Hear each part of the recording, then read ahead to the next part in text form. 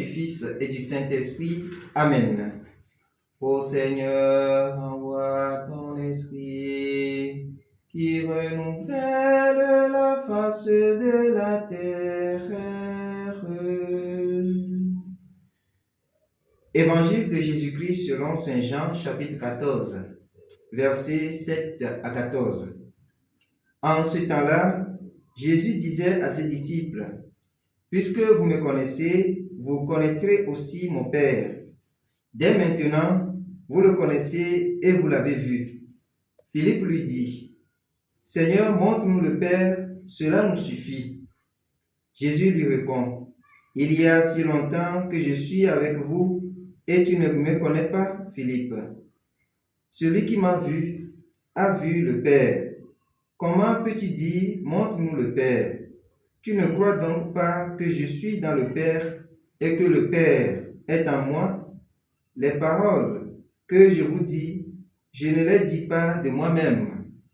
Le Père qui demeure en moi fait ses propres œuvres. Croyez-moi, je suis dans le Père et le Père est en moi.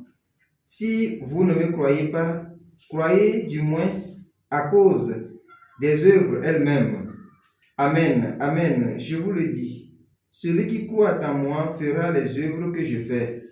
Il en fera même de plus grandes, parce que je pars vers le Père, et tout ce que vous demanderez en mon nom, je le ferai, afin que le Père soit glorifié dans le Fils. Quand vous me demanderez quelque chose en mon nom, moi, je le ferai. Acclamons la parole de Dieu. Louange à toi, Seigneur Jésus. Bien-aimés dans le Seigneur, aujourd'hui 17 mai, samedi de la 4e semaine de Pâques, l'évangile de ce jour, tel que nous l'avons écouté, nous parle de la connaissance de Dieu le Père par le Fils.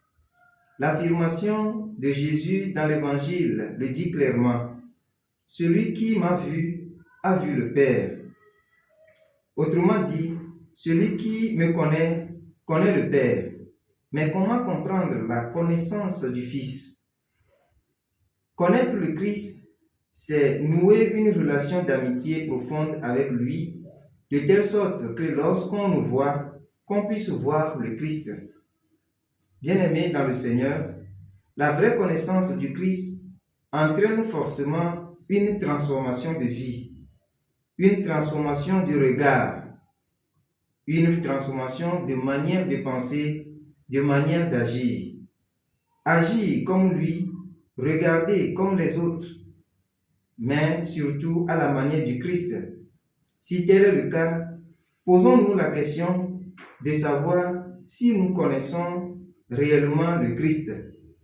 Et si oui, quelle transformation cette connaissance a apporté à chacune de nos vies?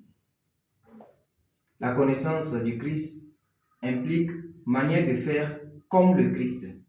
Mais est-ce que chaque fois que nous posons des actes, ces actes sont conformes à la manière dont le Christ, si on était à sa place, on le ferait, ou bien nos actes sont conformes à ce qu'il a fait?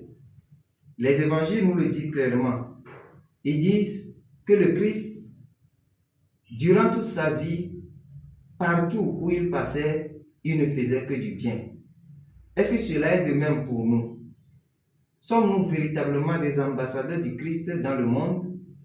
Ou bien nos actes font en sorte que les gens doutent même de notre chrétienté? Demandons la force du Très-Haut pour que nous puissions agir à la manière du Christ, pour que la présence du Christ soit perpétuelle dans le monde.